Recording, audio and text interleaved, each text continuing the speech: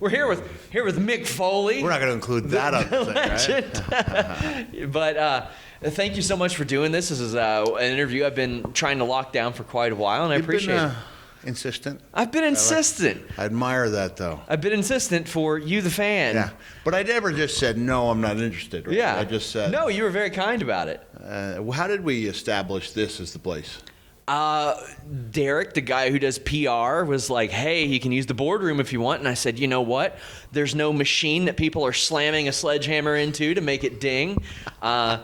We don't have Greg Valentine or MJF or anybody else running around here ready to attack us or anything. And it's got such an amazing atmosphere. It does. Right? Yeah. It does. I told a guy, I just like people to know I exist out of my office, so I like to appear in other offices. There we go. Plus, I mean, let's be real. If we were out there's going to be people stopping and talking to you and walking into the shot. That would give the impression that I was somebody.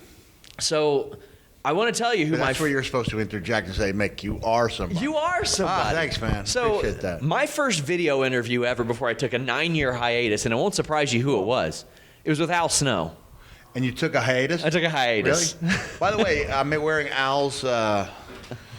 Oh, you're putting him over. Yeah. I just did more selling for Al Snow than he did for me in his career.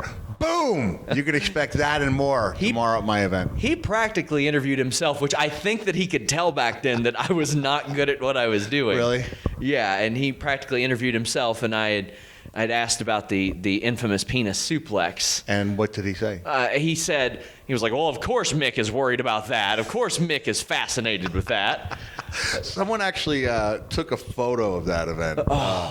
Clearly not a flattering shot for Al. And I wanted to put it in Foley is Good. And the word came back from the publisher that if we were to attempt to put that photo in the book, there wouldn't be a store in the world. That's amazing. It was that hideous. So you've been on WWE TV recently. Yeah. Had a pretty prominent spot where Bray Wyatt, don't know if it'd be called handed over or if he took it, the mandible claw, but that's been a pretty popular point of discussion. How do you feel about that, and how did you kind of hear that was going to be the way that things went? Well, let's assume I didn't hear and he did take it, and I have only the aftermath to judge it by. I was really impressed by it. I went back and I saw it on a video, and I thought it was really impressive. I thought I was in my own monster movie there. Yeah. And the fact that he has continued to use it, I think is a nice way to acknowledge the stuff that I did, and happy that it's there. I love when people use. I do.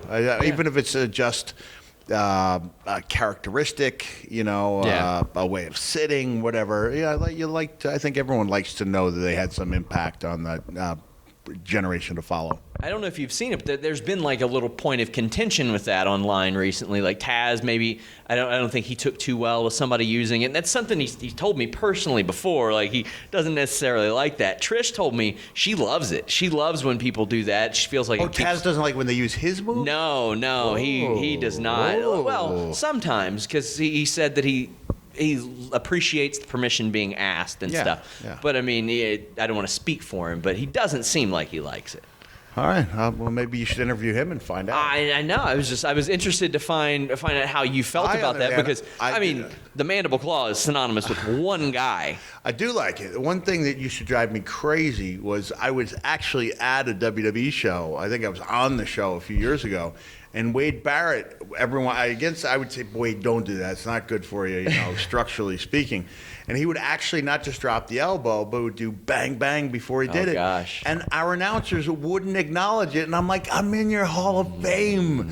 He's saying bang, bang. It's crying out to be acknowledged. Just acknowledge. Everyone likes to be acknowledged. So I would disagree with Taz on that. I do like it. Was that ever a tough sell for people? I remember in '96 when you started to do that. I mean, you're shoving your fingers down somebody's throat. It was. I think Undertaker set the precedent where if it was okay for Taker, then who else was going to do it? There were a couple of people along the way thought it had pornographic imagery. Yeah. It's like I never really, I borrowed that move from Dr. Sam Shepard, so it's not like I invented it.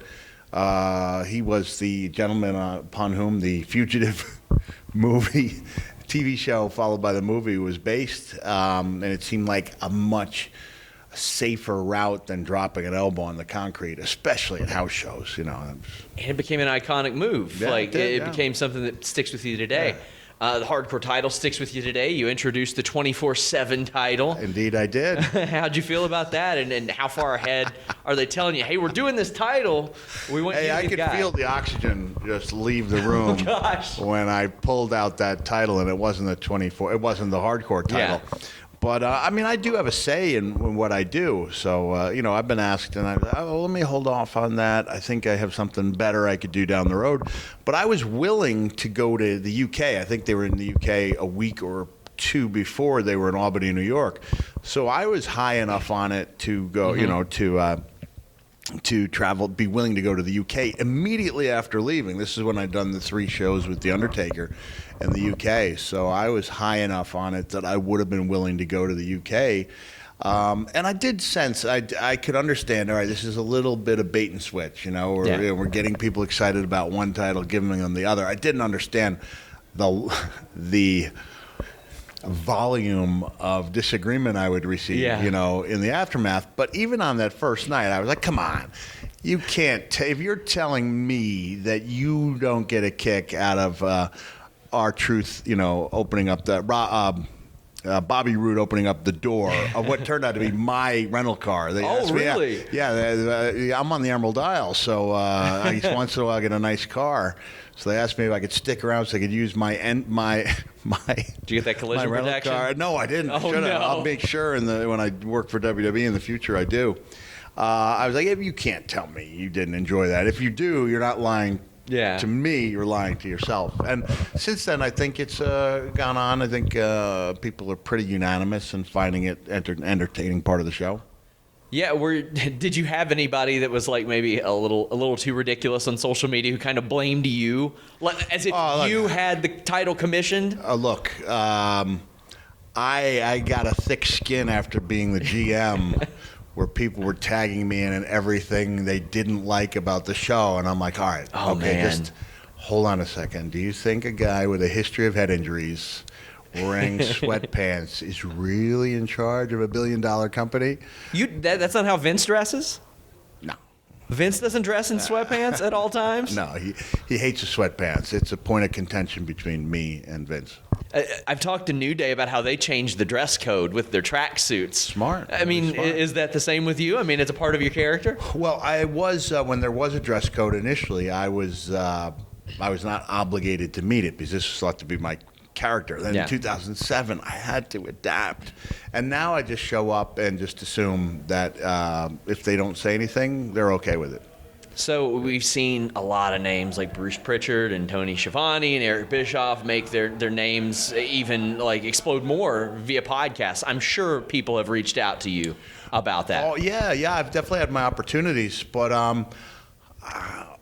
I've only listened to a couple podcasts in my life. Really? Yeah, and so I don't want to be a part of something that I'm not emotionally invested in. Mm-hmm. I think people can tell when it's a money grab. I'm not saying I have not been part of an occasional money grab, but to be out there week in and week out, I think if you're not fully invested, people will know. And I really enjoy taking on new challenges, but I like to give it my best. And if I'm not prepared to give it my best, I shouldn't be doing it at all. Plus, your written word is pretty good. Written word's pretty good, yeah. Pretty good. I think what they should do is have a Foley podcast that subsists specifically from the podcast I've been a guest on. Oh, hey. And there's your podcast, right? Mick, I want to thank you so much for taking the time to speak with me.